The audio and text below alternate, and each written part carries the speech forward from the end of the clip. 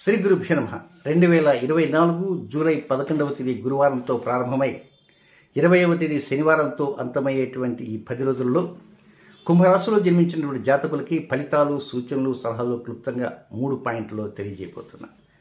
దాదాపుగా 2 నెలల నుంచి నేను రాశి ఫలితాలను అందించలేకపోయాను. ఎందుకు అనుకోవచ్చు. కొంతమంది అనుకుంటారు ఏదన్నా హెల్త్ ఇష్యూస్ వచ్చాయని. No health issues at all.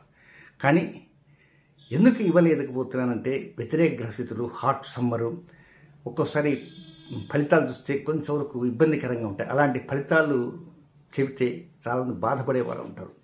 సహజంగా ఫలితాలంటే వాళ్ళకి ఎలా ఉండాలంటే ఉద్యోగం రావాలి, ప్రమోషన్స్ రావాలి, ఇల్లు కట్టుకోవాలి, వివాహం అవ్వాలి, చక్కటి ఫలితాలు, చేతి మీద డబ్బు ఉండాలి, ఇలాంటివి కనుక ఉంటుంటే వినటానికి బాగా ఉంటుంది. కానీ జరగవు కదా, అందరికీ జరగవు. ఒకరు ఉంటారు. కనుక ఈ కొంచెం ఇతరులు బాధపడతారనే ఉద్దేశంతో కామ్గా ఉన్నాను. కానీ ఒత్తిడి ఎక్కువైంది. 7,75,000 దాకా సబ్స్క్రైబర్స్ ఉన్నారు. వారి ఒత్తిడి ఎక్కువైన కారణంగా తిరిగి మళ్ళా ప్రారంభం చేశాను. ఇకపోతే మీ రాశిలోనే జూన్ 30వ తేదీ నుంచి శని వక్రగమనంలోకి ప్రారంభం చేసినాడు. జూన్ 30వ తేదీ ఉదయం 7:11 ప్రారంభమై 139 రోజుల పాటు కొనసాగి నవంబర్ 15వ తేదీ వరకు ఉంటాడు. అప్పుడు వక్రగమనం తీరిపోతుంది. అయితే ఇంతకు వక్రగమనం అంటే ఏమిటి? శిక్షాకాలము. ఏమి శిక్ష? ఎవరికి శిక్ష? ఆయనే చూసుకుంటున్నాడు. శిక్ష లేదా ఇతరులకి వేస్తాడంటే ఇతరులకే వేస్తాడు, అందరికీ వేయడు. అంటే మనం చేసుకున్న కర్మలు ఉంటాయి. పాపకర్మ ఉండొచ్చు, పుణ్యకర్మ ఉండొచ్చు. ఆయన కర్మ ప్రభువు. కనుక కొన్ని మనం తెలిసి తప్పులు చేస్తుంటాం, తెలియక తప్పులు చేస్తుంటాం. కొంతమంది ఒప్పులు చేస్తుంటారు, బ్రహ్మాండంగా మంచి మంచి కార్యక్రమాలు చేస్తుంటారు. కనుక మంచి కార్యక్రమాలకి రివార్డ్స్ ఇస్తాడు. కొంత వ్యతిరేకంగా ఉన్నటువంటి పాపకర్మలకి శిక్షలు వేస్తాడు. ఆ శిక్ష ఏమిటనేది వారికి ఆ రోజు మనసుకి వచ్చిన విధంగా. మరి జూన్ 30వ తేదీ ఉదయం 7:11 వక్రగమనం రాగానే వెంటనే శిక్షలు ఇవ్వడానికి ప్రారంభం చేయడు. He has to wait some more time. ఎప్పటిదాకంటే ఈ జూలై 16వ తేదీ మధ్యాహ్నం 11:19 దాకా ఆయన వెయిట్ చేసి అప్పుడు ఆయన ప్రారంభం చేసి స్థిమితంగా ఇంకా మొదలు పెడతారు. ఎవరెవరికి ఎలాంటి ఫైన్స్ వేయాలా, ఎలాంటి శిక్షలు వేయాలా, ఎవరికి అవార్డ్స్ ఇవ్వాలా, ఎవరికి రివార్డ్స్ ఇవ్వాలా, అట్లా ప్రపంచవ్యాప్తంగా కొన్ని కోట్ల మంది ఉంటారు. ఆయన శిక్షలు ఇచ్చేటువంటి టైం 139 రోజులు. ఈ 130 మనం నిద్రపోవాలి. కనుక ఆఫీస్ అవర్స్ కొంత టైమే ఉంటుంది. కనుక అవి మిగిలినటువంటి ఆయనకు నెక్స్ట్ ఇయర్కి వచ్చేస్తాయి అన్నమాట. కనుక మరి మీరు ఈ సంవత్సరం దాంట్లో ఉన్నారు, నెక్స్ట్ ఇయర్ దాంట్లో ఉన్నారు, వెయిట్ అండ్ సీ. కానీ ఎక్కడ వరీ కావద్దు. మీకు అందులో ఏలినాటి శని 2వ భాగం జరుగుతున్నది. సరే, ఇది పక్కన పెట్టేస్తే మీకు ధనస్థానం, కుటుంబ స్థానం 2వ స్థానంలో నిన్న జూలై 8వ తేదీ నుంచి శని నక్షత్రమైనటువంటి ఉత్తరాభాద్రలోనే రాహు సంచార ప్రారంభమైంది. ఆయన ఎప్పటిదాకా ఉంటాడు ఉత్తరాభాద్ర నక్షత్రంలో? రాబోయే 2025వ సంవత్సరం మార్చి 16వ తేదీ వరకు ఉంటాడు. అంటే 8 నెలల పాటు ఆయన రాహు ఆ శని నక్షత్రంలో సంచారం చేస్తుంటాడు. దీని ప్రభావం కూడా కొంత ఉంటుంటుంది. ఇదిగాక మీకు 4వ స్థానంలో కెరీర్, విద్య, ఆరోగ్య, వాహన, గృహస్థానంలో కుజగురులు ఏకనక్షత్ర సంచారం ఉంటుంది. ఎప్పుడుది? జూలై 26 నుంచి ఆగస్టు 20 దాకా. ఇది కాక మీకు 6వ స్థానంలోనే ఈ నెల 16వ తేదీ దగ్గర నుంచి నెలాఖరు దాకా రవి శుక్రుల కలయిక. ఇవన్నీ కొన్ని వ్యతిరేకతలు ఉంటుంటాయి, కొన్ని అనుకూలతలు ఉంటుంటాయి స్వల్పంగా. కనుక వీటన్నింటినీ బేరీజ్ వేసుకొని చెబుతూ ఉంటాను. మధ్యలో ఎక్కడన్నా చిన్నపాటి పరిహారాలు వస్తుంది. ఆ పరిహారాలు కూడా గుర్తుపెట్టుకోవడానికి ప్రయత్నం చేయండి. ఇక మొత్తం మీద శని వక్రగమన ప్రభావం 16వ తేదీ మధ్యాహ్నం 11:19 ప్రారంభమవుతుంది. కనుకనే హ్రీం బీజాక్షర సంబంధమైనటువంటి 60 బీజనామాలని నేను ఆల్రెడీ ఇవ్వటం జరిగింది. గత సంవత్సరం చెప్పాను, ఈ సంవత్సరం కూడా ఉన్నాయి. అది ప్రణతి టెలివిజన్లో మీరు ఓపెన్గా చేయగానే యూట్యూబ్ని పైన ఏముంటాయండి? Home, next videos, shorts, next live, playlist, ఆ తర్వాత కమ్యూనిటీ అని ఉంటుంది. ఆ కమ్యూనిటీకి వెళ్ళి ఒక 4-5 రోజులు వెనక్కి వెళ్ళారంటే 139 రోజులు శని వక్రగమనంలో పఠించాల్సినటువంటి బీజాక్షరాలు ఉంటాయి. చక్కగా వాటిని అవకాశం ఉన్నప్పుడల్లా ఉదయం కానీ సాయంత్రం కానీ పాటించడానికి ప్రయత్నం అంటూ చేయండి. ఇక నెక్స్ట్ మొదటి పాయింట్కి వెళ్దాం. 11వ తేదీ ఉదయం నుంచి 14వ తేదీ ఉదయం 8:43 వరకు ఉన్న సమయం అంతా వ్యాపార భాగస్వామి బ్రహ్మాండంగా ఉంటుంది.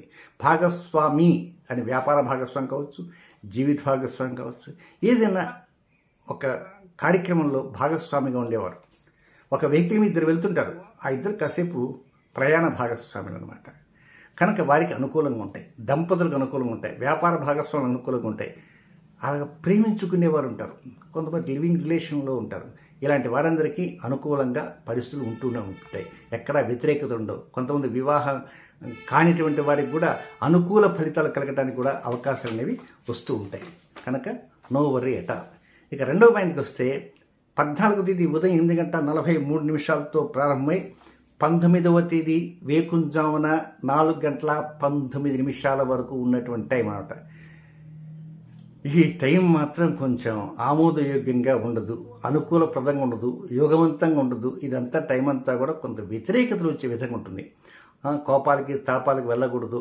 మీరు మంచిగా మాట్లాడిన ఎదుటి వారికి తప్పు మాట్లాడినట్టుగా అనిపిస్తుంటుంది. దాని తర్వాత షేర్ మార్కెట్ జోలికి మాత్రం కొంతవరకు మీరు కొంచెం దూరంగా ఉండాలి. స్పెక్యులేషన్ చాలా అగమ్యగోచరంగా ఉంటుంది. ధన నష్టం జరిగే అవకాశం ఉంటాయి. ఆర్థిక లావాదేవీలు ఒక్కసారి బిడుసుకొట్టే అవకాశం ఉంటుంది. తండ్రి కానీ, చిన్నాన్న కానీ, పెదనాన్న కానీ, చిన్నత్త కానీ, మేనత్తలు ఇంకేమన్నా మేనత్తలు ఉంటే అలాంటి వారి విషయాల్లో కూడా కొంచెం మీరు అప్రమత్తంగా ఉండాలా. ఈ నిమిషం ఎస్ అని 1 గంట తర్వాత నో అనొచ్చు. బాబాయ్ కావచ్చు, పెదనాన్న కూడా అలాగే అనేటువంటి అవకాశాలు ఉంటాయి. కనుక ఈ టైంలో చేసేటువంటి కొంత ప్రయాణాలు కూడా చాలా జాగ్రత్తగా ఉండాలి. వేగం పెంచి ప్రయాణం చేయకూడదు. అందులో ముఖ్యంగా 16వ తేదీ మధ్యాహ్నం నుంచే 11:19 నుంచి ఆయన లిస్టు తీస్తున్నాడు. ఎవరు? కర్మ ప్రభు, మీ రాశికి అధిపతి కూడా ఆయనే, ఆ పెద్ద ఆయన. So take care in all aspects. Next 3వ పాయింట్ ఏమిటంటే 19వ తేదీ వేకుంజావ దగ్గర నుంచి 20వ తేదీ అర్ధరాత్రి వరకు. సో టోటల్గా 19వ తేదీ ఫుల్ డే, 20వ తేదీ ఫుల్ డే. మీకంతా లైఫ్ అడ్మినిస్ట్రేషన్ బ్రహ్మాండంగా ఉంటుంది. 51% నుంచి 61% వరకు అనుకూలతలు బాగా ఉంటాయి. కెరీర్లో కావచ్చు, ఉద్యోగంలో కావచ్చు, వ్యాపారంలో కావచ్చు, పై అధికారుల దగ్గర పెదవిపి మాట్లాడటానికి కావచ్చు, సహ ఉద్యోగంతో సరదాగా మాట్లాడడం కావచ్చు, గృహంలో కావచ్చు, సంతోషాలు కావచ్చు, సినిమా వ్యవహారాలు కావచ్చు, ఏదైనా ఎలాంటి అంశమైనప్పటికీ అనుకూలత ఉంటాయి. లైఫ్ అడ్మినిస్ట్రేషన్ అంటే 10th హౌస్ బ్రహ్మాండంగా ఉంటుంది. ఏదో అంత లాభం వస్తున్నది, అంత లాభం రావచ్చు. కనుక 51 నుంచి 61% దాకా లబ్ధి బాగా వస్తూ ఉంటుంది. కనుక ఇబ్బంది పడాల్సిన అవసరం లేదు. హ్యాపీగా ముందుకు వెళ్ళవచ్చు. అయితే 16వ తేదీ మధ్యాహ్నం నుంచే ఆయన కర్మప్రభు ఉంటాడు కనుక మీరు బీజాక్షరాలు చదువుతూ కొంత శని ప్రార్థన చేస్తూ ఉంటారు. సో ఈ 10 రోజుల్లో ఒక 2 సమయాలు వ్యతిరేకంగా ఉన్నాయి. ఆ 2 సమయాలు ఎప్పుడంటే, ఒకటి 13వ తేదీ మధ్యాహ్నం 3:05 నుంచి 14వ తేదీ సూర్యోదయానికంటే ముందు 4:19 వరకు. అది వాస్తవంగా అనుకూల సమయం కాదు. ఆ టైంలో ఇందాక జీవిత భాగస్వామి బ్రహ్మాండంగా ఉంటుంది, అవన్నీ బాగానే ఉంటాయి. కానీ క్రొత్త పనులు ప్రారంభానికి అనుకూలతలు మాత్రం కాదు. రొటీన్ కార్యక్రమం మాత్రం చక్కగా చేసుకోవచ్చు. ఏదైనా కొత్త పని ప్రారంభించేద్దాం, ఇప్పుడు ఇంకా సేపట్లో ప్రారంభించేద్దాం అనుకుంటే అక్కడ మాత్రం పెద్ద అనుకూలత ఉండవు. కనుక పాత కార్యక్రమం మాత్రం చక్కగా చేసుకోవచ్చు, ఇబ్బంది పడాల్సిన అవసరం లేదు. రొటీన్ కార్యక్రమాలకు హ్యాపీ వెళ్ళొచ్చు. మరొక 2వ సమయం ఉంది. అది ఎప్పుడంటే 17వ తేదీ ఉదయం 8:54 నుంచి 17వ తేదీ రాత్రి 9:02 వరకు ఉంది. ఇది కూడా అనుకూలమైన సమయం కాదు. ఆ రోజే తొలి ఏకాదశి పర్వదినం కూడా ఉంది. కనుక ఆ సమయంలో కొంతవరకు మీరు మీ రొటీన్ కార్యక్రమాల మీద దృష్టి ఉంచాలి తప్ప స్పెషల్ కార్యక్రమాలకు మాత్రం వెళ్ళకూడదు. అయితే ముఖ్యంగా మరొకటి ఏమిటంటే 19వ తేదీన ఆ రోజు శుక్రవారం మూలా నక్షత్రం ఉంది. 19వ తేదీన శుక్రవారం మూలా నక్షత్రం ఉంది. కనుక ఆ రోజు మధ్యాహ్నం అంటే మూలా నక్షత్రం రోజున మధ్యాహ్నం 19వ తేదీ శుక్రవారం మధ్యాహ్నం ఆఫ్టర్ లంచ్ అవకాశం ఉంటే చిన్న ఇలాచి భోజనంతో కొంతమంది ఒక్కబడి వేసుకునే అలవాటు ఉంటుంది. మీరు మాత్రం ఆ ఇలాచి ఆ కాయ తొక్క తీయాల్సిన అవసరం లేదు. అలాగే నోట్లో వేసుకోండి, నములుతూ ఉండండి నిదానంగా.